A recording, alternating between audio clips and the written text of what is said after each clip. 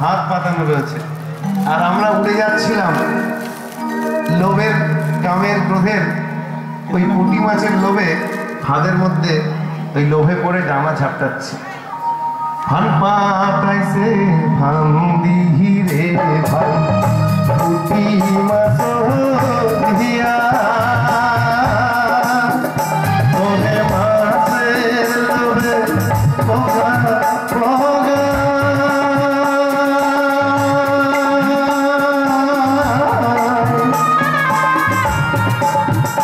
ওরে মাছের লোভে পগা পগা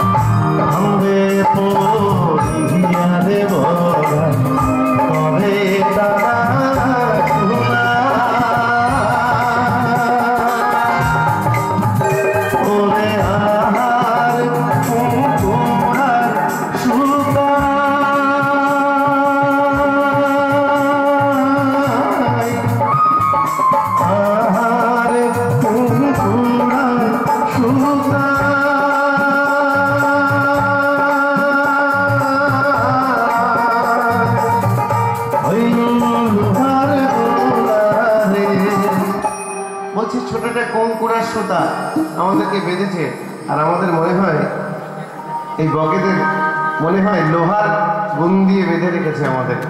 জানেন কোথায় বেঁধেছে? আমার যখন বিয়ে হয়নি আমার মা ছিলেন, আমার মনে হতো ওই একটা সুতোই বাঁধা আছে। তারপরে বিয়ে হয়েছে, স্ত্রী হয়েছে, আমাদের মায়েদের সংসার হয়েছে, তারপরে যখন এরকম ছানাপোনারা হয়েছে তখন মনে হচ্ছে এই সংসারের মায়ায় আর ওই সরু সুতো দিয়ে বাঁধা নেই, লোহার তার দিয়ে বেঁধেছে। আজকে এখানে গান গাইতে এসেছিলাম, আর ও যে গলায় গামছা দেওয়া ছেলেটি বাড়ি বসে বসে বলছে আমি একটু যাব, সব ফেলে আমার বন্ধুর মোটর সাইকেলটা নিয়ে ওকে নিয়ে এলাম। এই হচ্ছে লোহার সুতো আমাদের বেঁধেছে, এ ছেড়ে কোথায় যায়। কিন্তু দিনের শেষে কখনো মনে হয় মুক্তি চাই, এই জটিল সংসার যন্ত্রণা, জনজীবনের যন্ত্রণা থেকে মুক্তি চাই। উড়িয়া যায় রে তখন বলে আহরে ওরে তোমার বাগাই বন্দি হইতে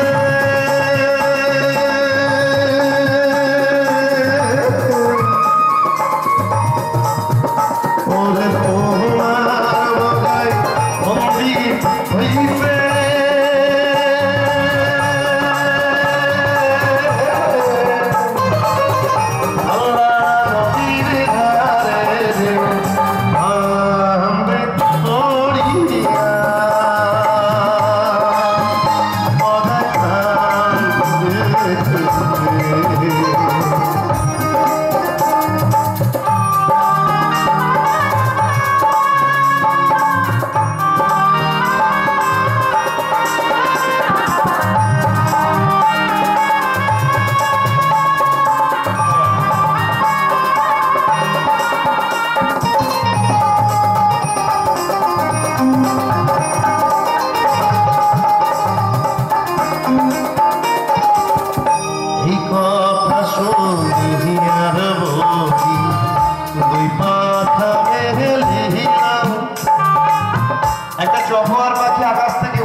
যেতে দেখলো একটা বক ফাঁদে করে ডানা ঝাপটাচ্ছে।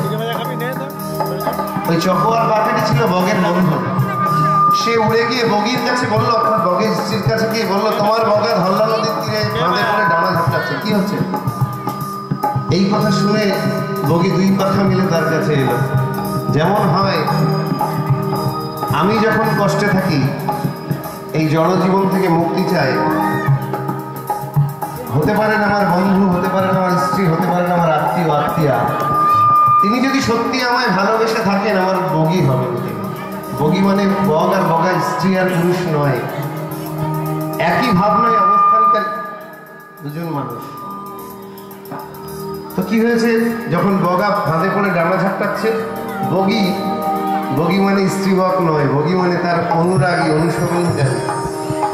বকের কষ্ট দেখে, বক মানে জীবাত্মা, তার কষ্ট দেখে এই কথা শুনি আর বগি এই পাথরের